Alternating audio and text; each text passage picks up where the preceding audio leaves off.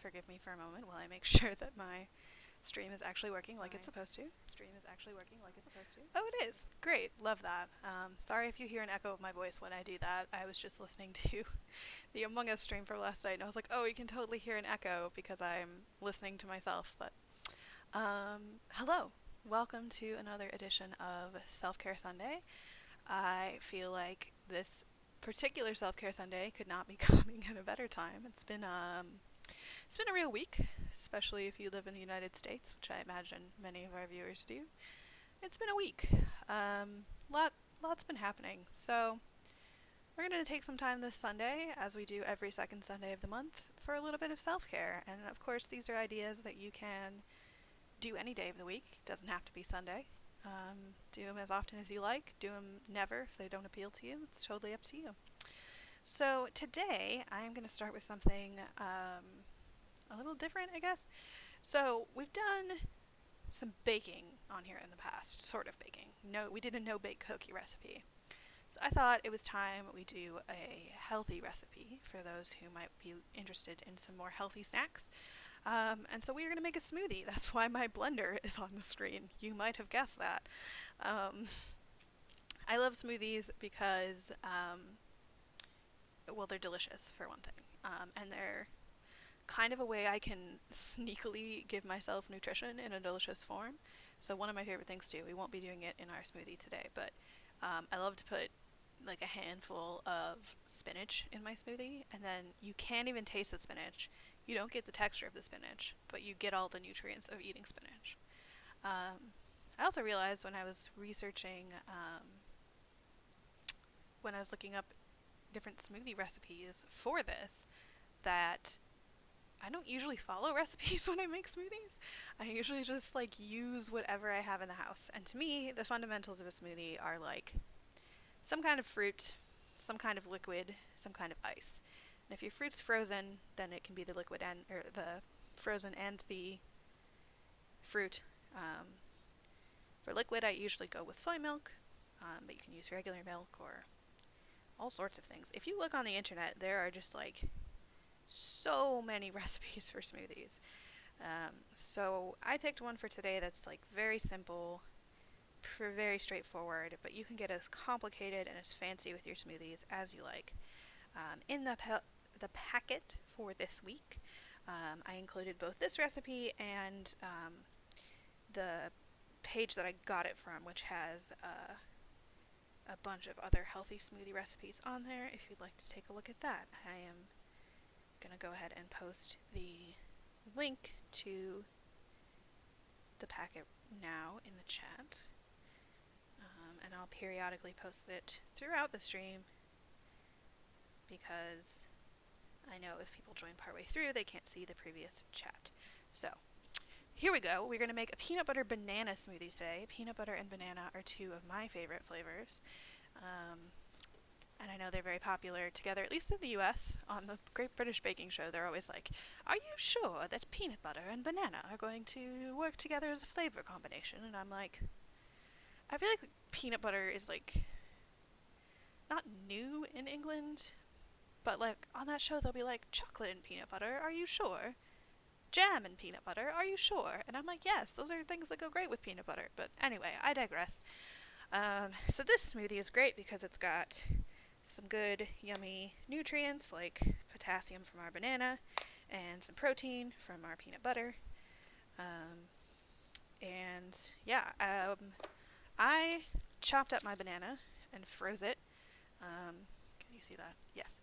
And froze it for like a couple days before this. That's an optional part of this recipe. If it says if you want a thicker, colder smoothie, then freeze your banana chunks. So that's what I did, but you can also just put a regular old banana in there that hasn't been frozen. So we've got one small banana, in my case in chunks, 3 ice cubes, which seems awfully specific, but that's what it said, so we put in 3 ice cubes, half a cup of milk, and I'm guessing you can just use any kind of milk because the recipe just says milk, and I did it with soy milk as a sample tester thing, and it turned out just fine. So I imagine if you want to use coconut milk or almond milk or whatever you use. Or just milk. I'm going to use soy milk, so here we go, half a cup of that. This seems like not enough liquid to me. Like when I made it last time, I was like, this needs way more liquid, but then it turned out fine, so. I will trust in the recipe that it knows what it's talking about. And then the last part, to make this a peanut butter and banana smoothie, not just a peanut butter smoothie, is we are going to need, really it's only a teaspoon of peanut butter. That's not a lot, but again, it turned out great last time, so I'm just going to follow the recipe here, and we're going to scoop out a teaspoon of peanut butter, which is, it's always tricky to measure peanut butter, if you ask me, because it's so sticky, and you have to, like, extract it from whatever measuring device you're using. This is a hefty tablespoon of peanut butter, but I don't care. I love peanut butter. I think it's so good. Great source of protein.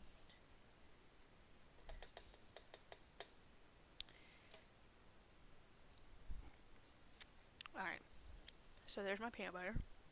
I definitely didn't put any of it into my mouth just now. And then all you gotta do is blend this bad boy up. I'm about to start on my cats. So sorry in advance, cats.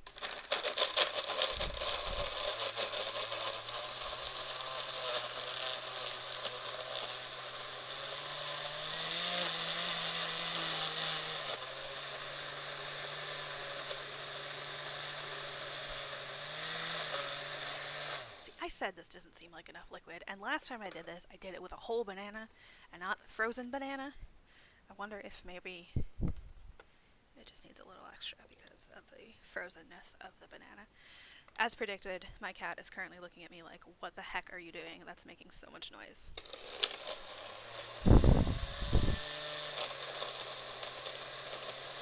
There we go.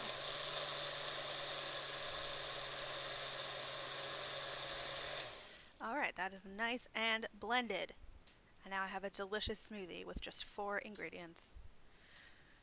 Again, there are very complicated smoothies out there. I have a friend whose dad would make these like really fancy smoothies that they tasted like dessert. Like it'd be like an apple pie smoothie or something. It really tasted like an apple pie.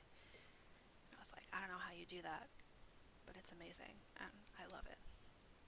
Yeah, this is definitely a lot thicker than when I made it with the unfrozen banana, so keep in mind your preferences, the thickness of your smoothies when making this. I'm going to need to eat this with like a spoon, essentially. I have a spoon, but I need it for our next thing, so I will not use it right now. I will resist temptation to eat this entire smoothie on stream. It's the problem with making it first, but I had to make it first because I didn't want all my stuff to melt, you know. Okay.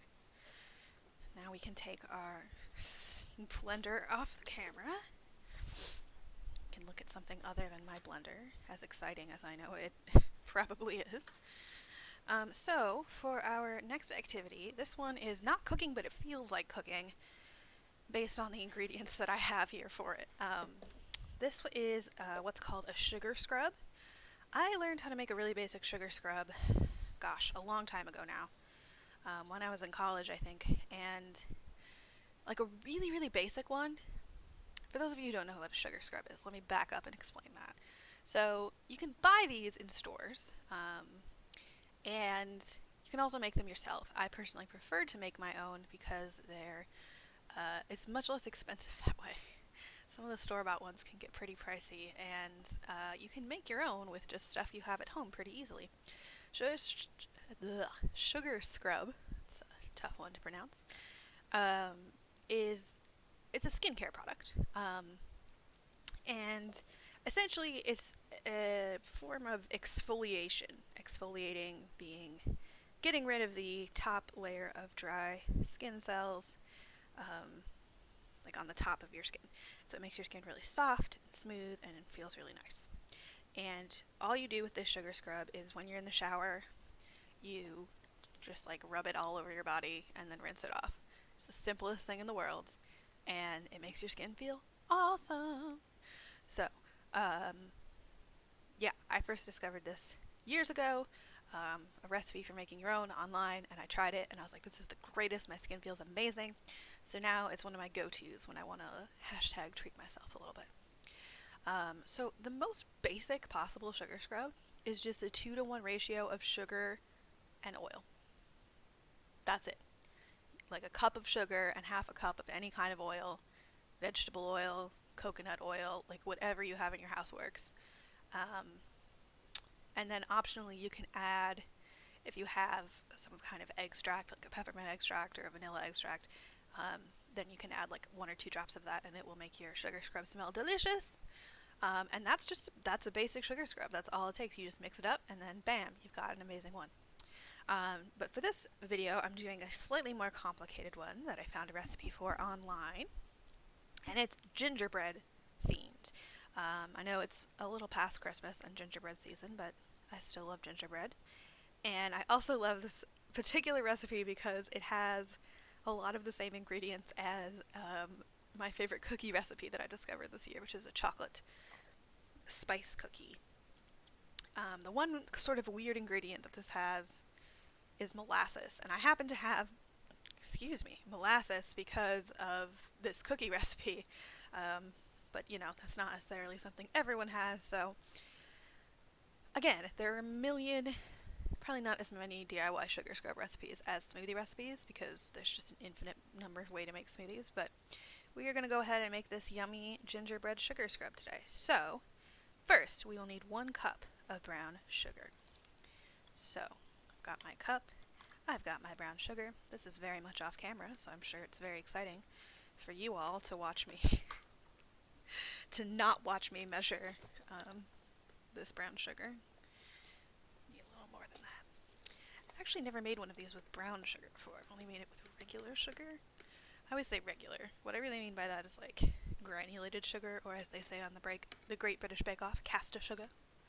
I really can't do an English accent, I'm so sorry for continuing to attempt English accents on stream, even though I can't do them.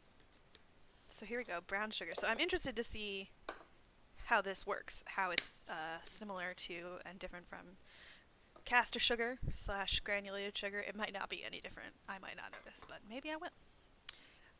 Okay, so then a 1/4 cup of coconut oil solid, which I thought was interesting because I've always done this with like liquid oil, but that's fine. I hope there's a 1/4 cup in here. I didn't really check. I should probably buy more coconut oil soon, as I am evidently running out. By the way, Coconut Oil, A, is an excellent album by Lizzo, if you're looking for something to listen to. And B, the actual substance coconut oil. It's a little pricey, I'm not going to lie, but all oils are kind of pricey. But it's definitely a great thing to keep on hand for self-care, especially if you like to do these kind of DIY bathtub things, like DIY beauty care sort of things. You can use coconut oil in a lot of those. You can put it in your hair, on your skin, in your food. So I like to keep it around for all my various self-care and or cooking activities. Okay, now that I've gotten coconut oil all over the place, that's in there. Next we need... Oh, I was not supposed to add the coconut oil yet. Whoops! It's fine. I don't think it's going to be a big deal. Okay. I was following the ingredients in the order that they're listed, and instead of reading like which things you were supposed to combine together first. Moral of the story is read the instructions.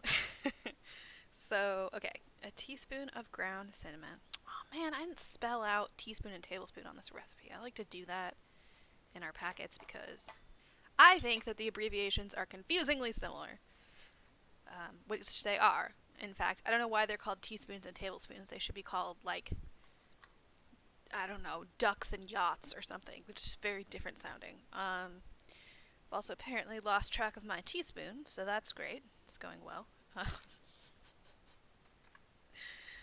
We keep it professional here, folks. Alright, well, I'll just use my...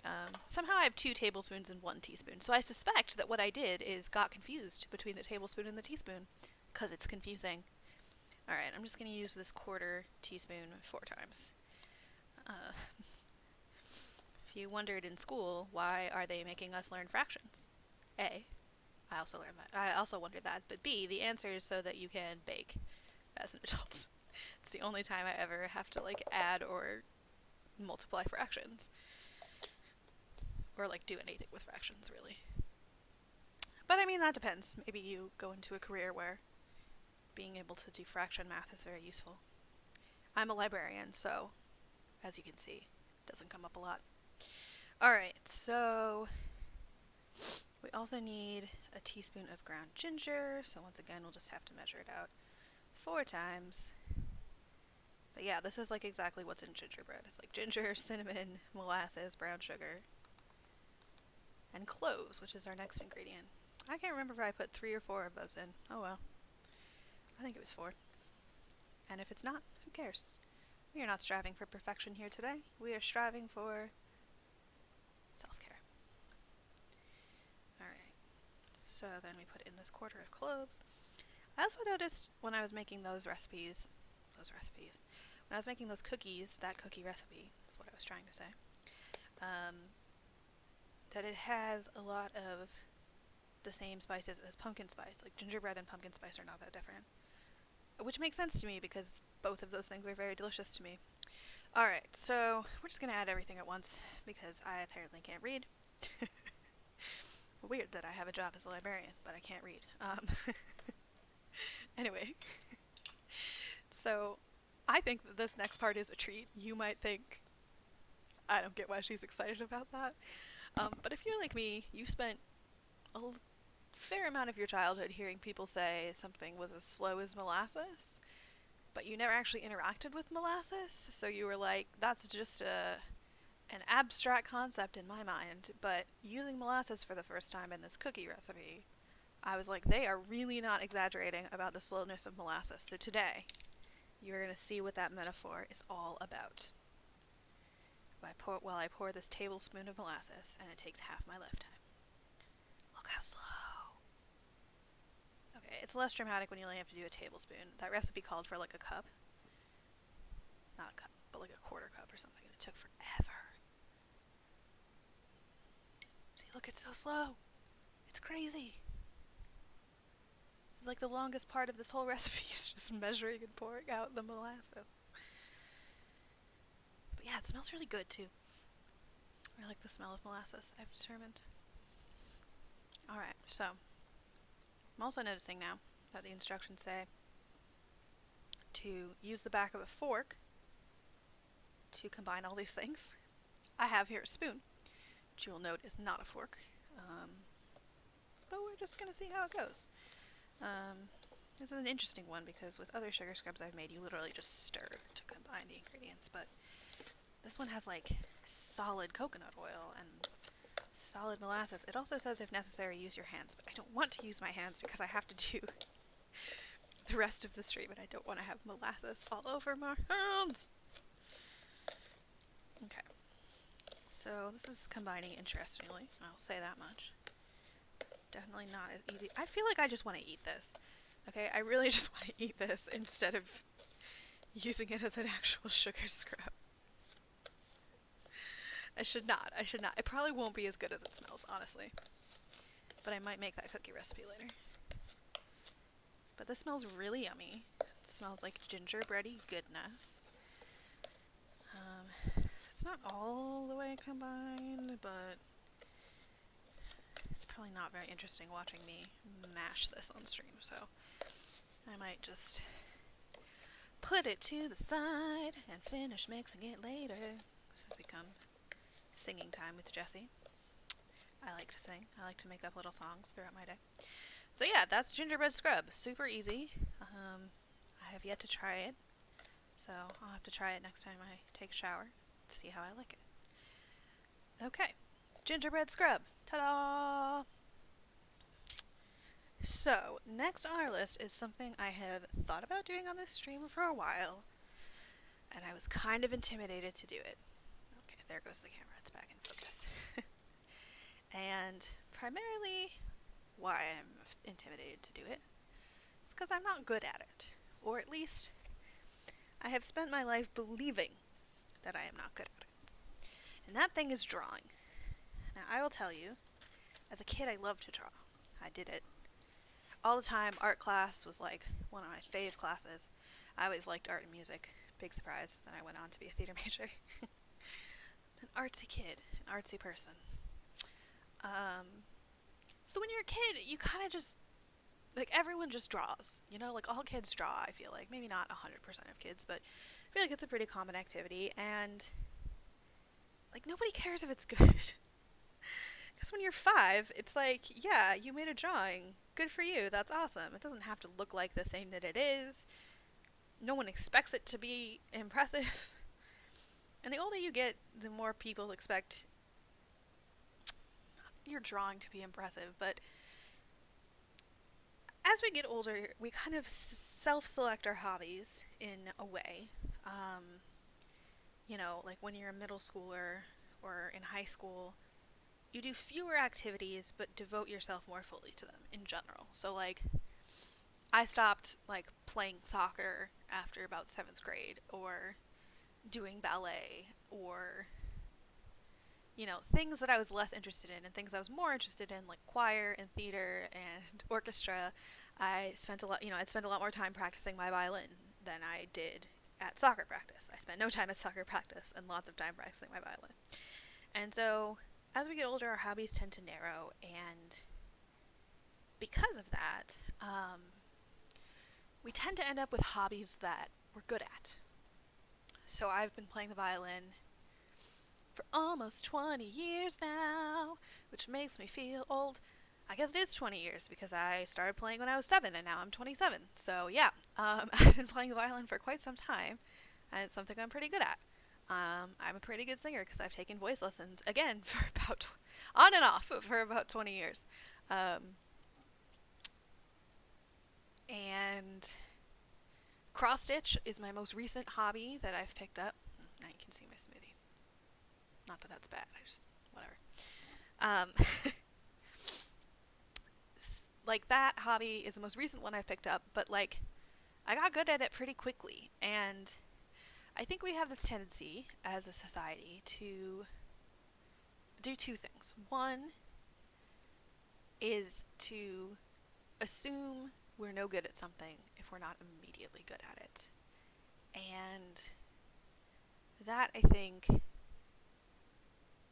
is kind of a confusing notion, because, like, the first time you do anything, you're not good at it. They say practice makes perfect. My music teachers used to correct that too. Practice makes permanent. But, like, the truth is, nobody is good at something the first time they do it. And yet, we expect ourselves to be good at stuff the first time we do it. And if we're not, we have a tendency to just give up and go, oh, I'm not good at that thing, and just stop doing it. So, for example, I was never the most talented artist in my class, even when I was young and enthusiastic about drawing. And so as I got older, I just was like, that's not a skill I have, and I'm just going to stop drawing entirely. And the truth is, if I had, you know, kept drawing as a hobby and done it all the time, I'd probably be much, much better at it, just from having practiced a lot. I rediscovered that I enjoy drawing through the library, actually, because we host some drawing classes for kids where we bring in artists to teach, and I decided one day to just follow along with one of our drawing classes, just for fun, just to see how it was. And I really liked it.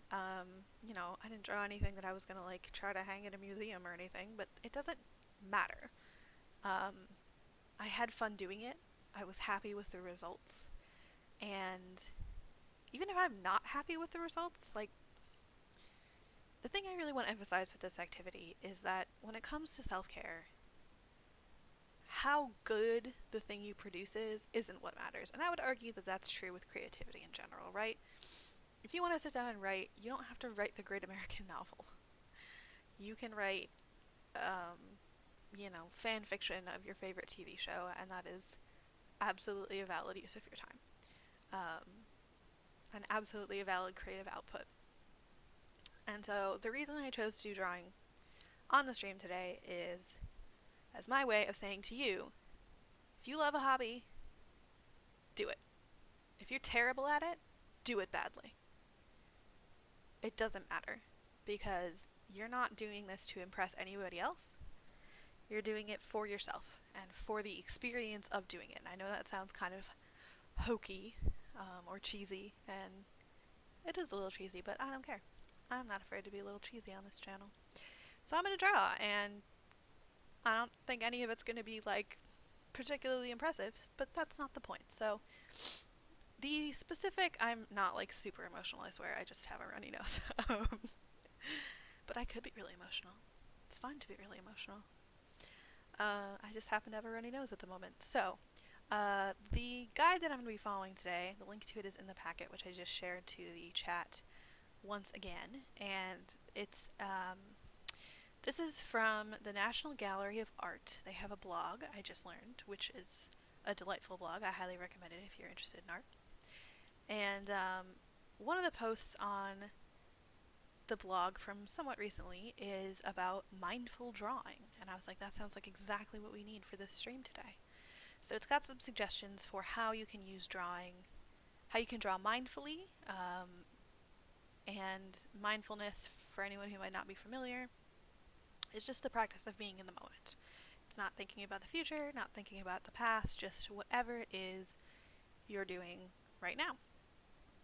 So, there are some suggested prompts on this blog post, which I'm going to do a couple of them. You can take a look at the others as well.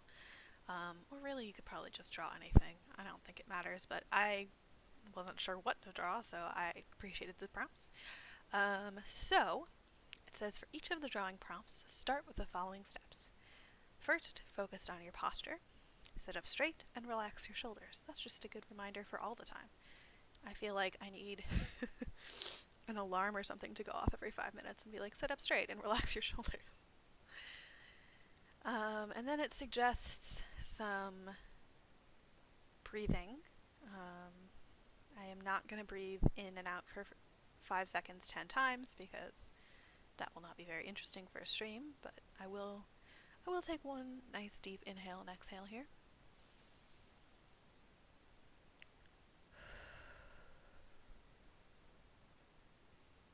It's always so nice. Even just one mindful breath can be really lovely. Alright, pick up your drawing tool. I have here this pink mechanical pencil. Take a moment to focus on your grip. If you find that your grip is too tight, loosen it up. Experiment with different ways of holding your tool. For example, if you're using a pencil, try moving your grip away from the page towards the pencil's eraser. It's a weird way to hold a pencil. I think the point here is to question your assumption about how you must draw. There's no way that you must draw. Optional is to write down or say aloud one thing that you appreciate or have gratitude for right now. I am grateful for my cats, for a lot of things, but we'll go with cats for now. This doesn't have to be a list of things I'm grateful for. If you want a list of things I'm grateful for, check out our last Self-Care Sunday stream available on YouTube, where we do some gratitude journaling as an activity. Alright, so the first of these prompts I'm going to go with is the first one on the page, actually, but I love it. It's drawing inspired by music. So you're just going to play a song or a type of music that you love and just draw a line inspired by what you hear. I am using today a library service because of course I am. It's called Freegal, F-R-E-E-G-A-L, Freegal Music, and it lets you do a couple things. It's a streaming service, kind of like Spotify, but free and there's no ads if you use your Glencoe library card. And you can also download 5 songs a week for free, which is awesome. They don't have like a lot of top 40, but they do have a lot of good stuff on there. If, for example, you were interested in Vitamin String Quartet's entire catalog, for example, or I've downloaded Dolly Parton, I've downloaded Kesha, some Beyonce, so there's some good stuff on here, and I'd highly recommend checking it out, especially, you know, if you're a teenager watching this, probably you're operating off a limited budget. So it's nice to be able to get free and legal music through your local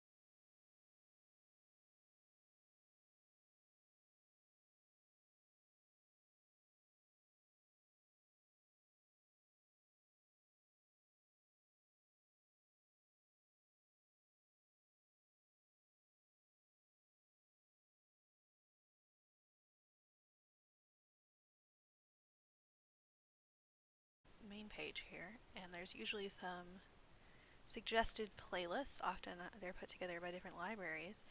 The Los Angeles Public Library has a Remember 1920s Hits playlist. That looks interesting, although, again, copyright-wise, I don't know. I mean, anything from 1920 is 100 years old now. So I think it's okay.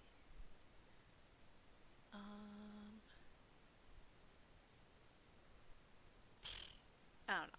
I'm going to go with something classical again, just in case.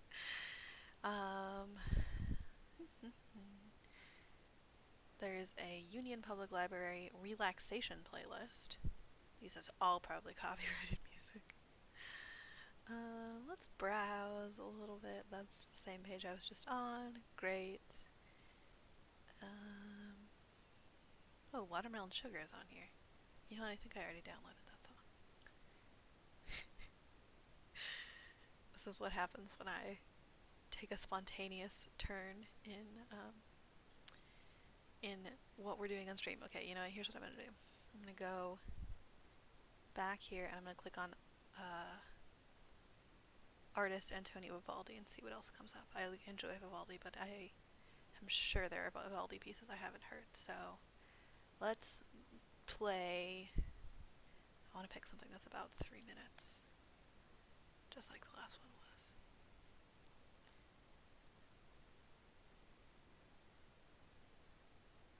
Okay. So,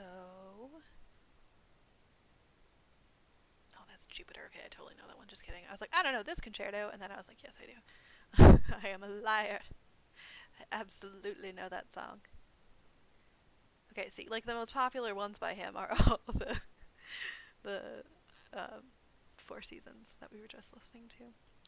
Alright, let's try this album called The Greatest Composers of All Time, Vivaldi, Beethoven, and Debussy, which is, I'm not going to say a super hot take, but I feel like people would disagree who the greatest composers of all time are. Alright, we're going to listen to, see, I said that really confidently. Okay. Oh, that's for release. I'm so sorry, people. I keep being like, I don't know that song, and then I'm like, yes, I do. I know the Pastoral Symphony.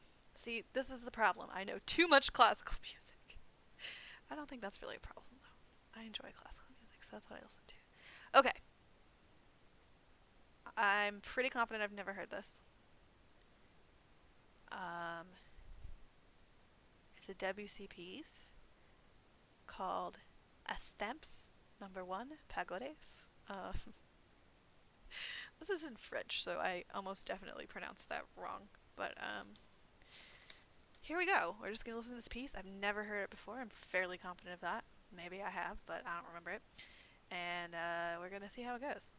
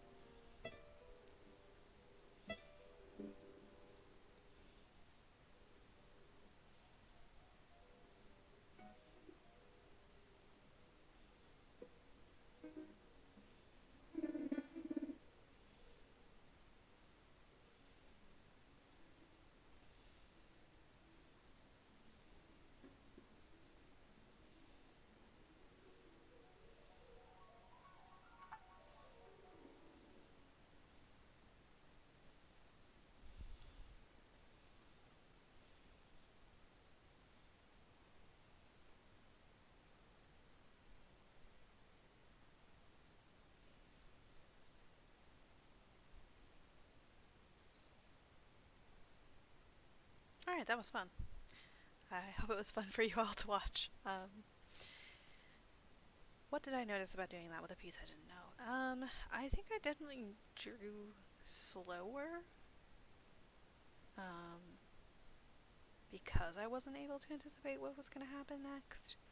And I also, it took me slightly longer to change when the music would change. Yeah, that was really interesting. I don't know. I don't know that I liked one better than the other between music I know and music I don't know. But that was a really lovely piece, and I think I'm going to listen to it more often now. Yeah, so the blog post that this is based on talks about exploring the use of color with these line drawings once you finish them. I think I'm going to skip that for today and go ahead and move on to our next exercise. Oh, I meant to give the backstory of this drawing pad. So you might be thinking, why does the drawing pad have a backstory? And that's fair. But the reason I have a drawing pad, despite not really being a person who draws, is I was coming from work, going straight to class. I'm in grad school. This is when we were still meeting in person. And I realized I didn't bring my binder that I usually took notes in, and I didn't have any paper at all to take notes with. I didn't have my computer to take notes with. I didn't want to take notes on my phone because I felt like it would look like I was just texting the whole class. So I stopped at a Target, and I had like no time. I had like 5 minutes to go into this Target, find a notebook, buy it, and leave. But I was like, no problem, no problem. I know where the school supply section is at this Target, and I just hustle in really quickly and grab a notebook and hustle out. Except they only had wide-ruled notebooks. And I hate wide-ruled. I don't know what it is. I just viscerally don't like wide-ruled paper. I'm like, I will rather write on blank paper than write on wide-ruled. And so I ended up buying this drawing pad to take notes in. Because that's how anti-wide-ruled paper I was. But it's come in handy because, like I said, I've been doing a bit more drawing lately. Just for fun. So, this next exercise is drawing a simple landscape. I'm correcting my posture again because it's terrible. So, the simple shape landscape is their suggestion, and they say find a view outdoors from a window or during a walk.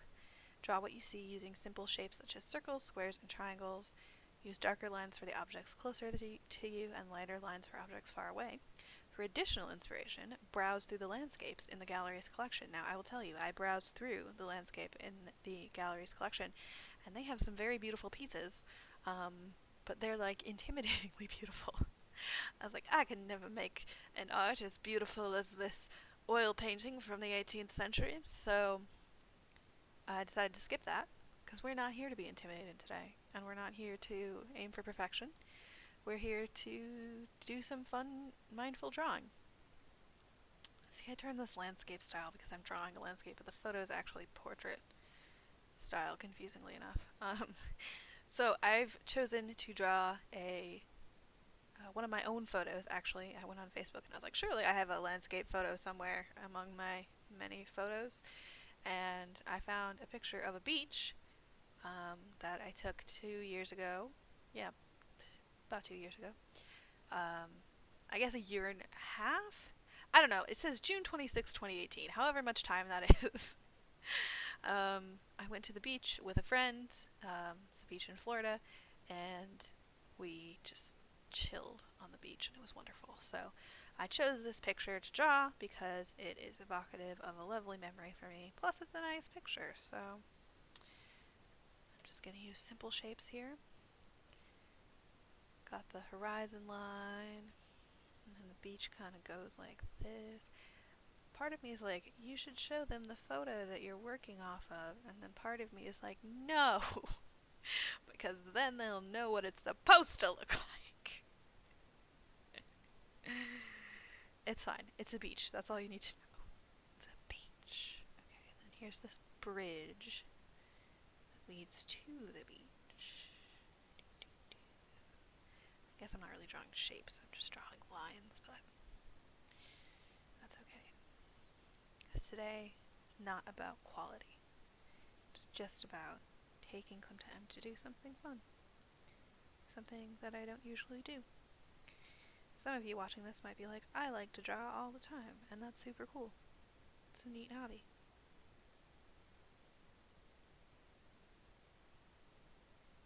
I also chose a landscape today because, like the landscape activity, because drawing people is really intimidating for me. I've never drawn good people.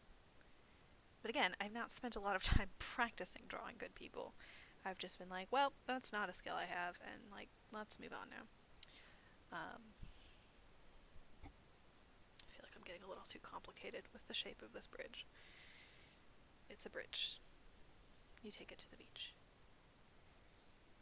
Also not following the instructions very well.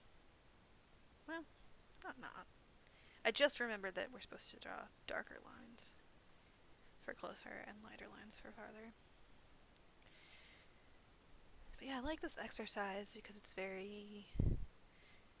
Like I said, there's a couple different drawing prompts on that website that I mentioned.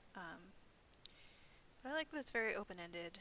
There's no timer, you know. I mean, I'm going to draw for as long as this stream goes because I'm streaming, but, you know, you can always draw for as long or as brief a period as you want. That music exercise took me 3 minutes each time because I picked 3-minute long pieces, but, you know, you could just as easily pick a really long piece of music or an even shorter one, you know. It's up to you. Okay, this is some clouds. I don't really know how to narrate myself drawing. I know there's people who do whole drawing streams on Twitch. Like, that's their channel. They draw streams. They draw streams? What? They stream drawing. They might draw streams. I don't know what they draw. That's not usually what we stream, though. Usually video games or self-care Sunday activities. I'm not gonna lie, the clouds look a little weird to me, but that's okay. The clouds are allowed to look a little weird. Because you know what? Clouds are a little weird. It's just how they are. I'm trying to decide what to draw next. Probably some waves, right? From the ocean. There's some waves. I'm just trying to draw what I see. As opposed to what I think an ocean should look like. Which is, not gonna lie, kind of challenging for me. On the rare occasions I do draw, they're like cartoon daisies or, you know, stick figure people. Not necessarily true to life, but we're challenging ourselves today. That's what we're doing. I was reflecting today on the zone of proximal development, which is an education concept. I was reflecting this while in Shavasana from, like, after a yoga routine that I did, which seems like kind of an absurd thing to spend a bunch of time thinking about in Shavasana. Theoretically, you're not supposed to think about anything in Shavasana, but let's be real, no one thinks about nothing in Shavasana, unless you're, like, a monk or something, and you're really, really good at it. Maybe you are, I don't know. I don't know who's watching this. If there's any cool monks watching this, or other people who know how to meditate super well and clear their mind for like 10 minutes at a time, please share your secrets in the chat. What was I going to say about that? Oh, right.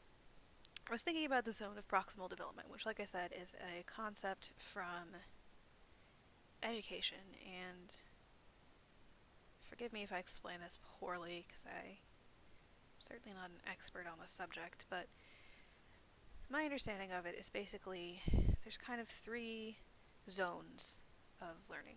One is stuff you're really comfortable with. So, you know, this might be the subject area in school that you're best at. For me, that was always English. Or just areas that come naturally to you. You know, maybe athletics comes really naturally to you, maybe art does, maybe whatever. Or it's just stuff that's at a level that is easy for you. It's a skill you've already mastered. I don't remember what the names of the zones are except for this one, so sorry. But like there's stuff that's essentially just easy for you. That's like kind of your comfort zone. And then there's stuff that is overwhelmingly challenging. So that's stuff that's like so difficult that it feels like impossible to learn. And then in between those 2 things is this zone of proximal development. And essentially, that's where things are kind of Goldilocks just right as far as amount of challenge. And that is the place where you can learn and grow the most. And so I was thinking about it in regards to my particular yoga practice, because this video series that I'm doing right now is somewhat challenging for me, but it's not too challenging. It's not so challenging that I feel inclined to give up, because that's why that really challenging zone isn't helpful, right? Because you just think, this is too hard, it's impossible, I can't do it. And then, of course, the easy zone is just, you don't learn anything because you already know it. The zone of proximal development is where you learn the most. And I feel like, as well as with my yoga practice, I feel like this drawing exercise is very zone of proximal development for me. Because I'm like, I'm not going to do anything super challenging. I'm not going to like try to recreate a Monet painting or something. But I bet I can draw this beach scene. So, there you go.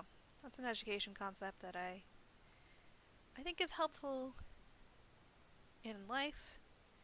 With any skill that you're trying to develop, you can say, hey man, I'm going to find my zone of proximal development. That's where I'm going to learn. Finding that balance between challenging yourself and not overwhelming yourself is very important, I think. And that's what I'm trying to do today with this drawing of the beach. I don't really think it looks like a beach, but that's okay. It doesn't have to look like a beach. I'm going to get out my colored pencils. We have 3 minutes left, so I probably shouldn't, but I just feel like I will be much more pleased with this if it actually looks like the ocean. Wait, which chunk of this is supposed to be the ocean? I can't remember what's the ocean and what's the beach. Okay, I think what happened is I treated my cloud section as the beach, and it was supposed to be the clouds. So hang on. Sometimes you just have to be able to laugh at yourself, you know what I mean? Like I said, this is not a particularly accurate to life drawing. The ocean is blue. That's why I like coloring. Coloring is much less stressful for me. Not that this is stressful, but like, There's much less to think about with coloring. Just like, I have a section, I'm going to make it blue. Now it's the ocean. This little circle, interestingly enough, is actually, maybe you can't see it, but it's the moon. The moon was out and visible during the day like it sometimes is when I took this photo.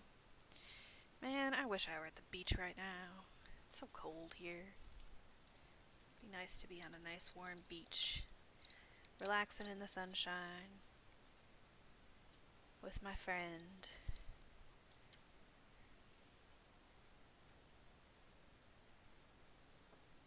Sometimes it's nice too, while I'm on this topic of the beach,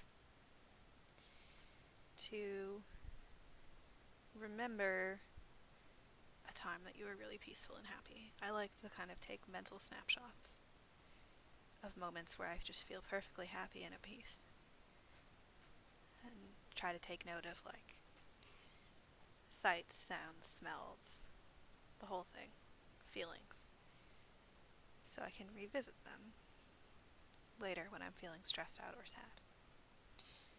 And this particular weekend at the beach with this particular friend is one of those memories for me.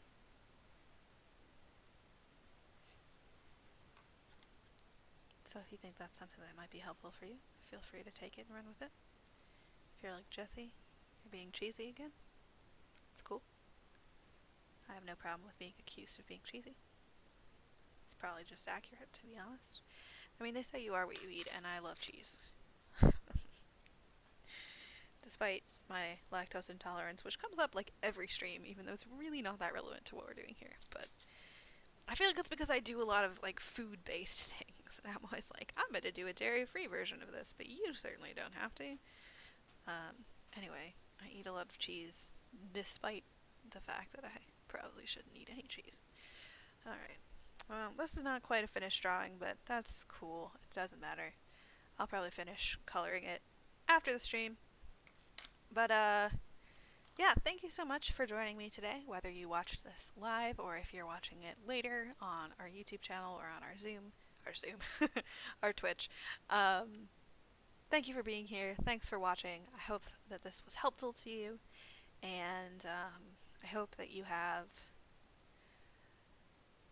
you take some time in your life to rest and care for yourself, whatever that means for you. We will be back with Self-Care Sunday every, like I said, second Sunday of the month. Next month it happens to fall on Valentine's Day, which I actually kind of love because I feel like Valentine's Day is a rough holiday for some folks, and so I think it would be nice to have a self-care stream to watch that day. So yeah, next one will be on Valentine's Day, 2 p.m.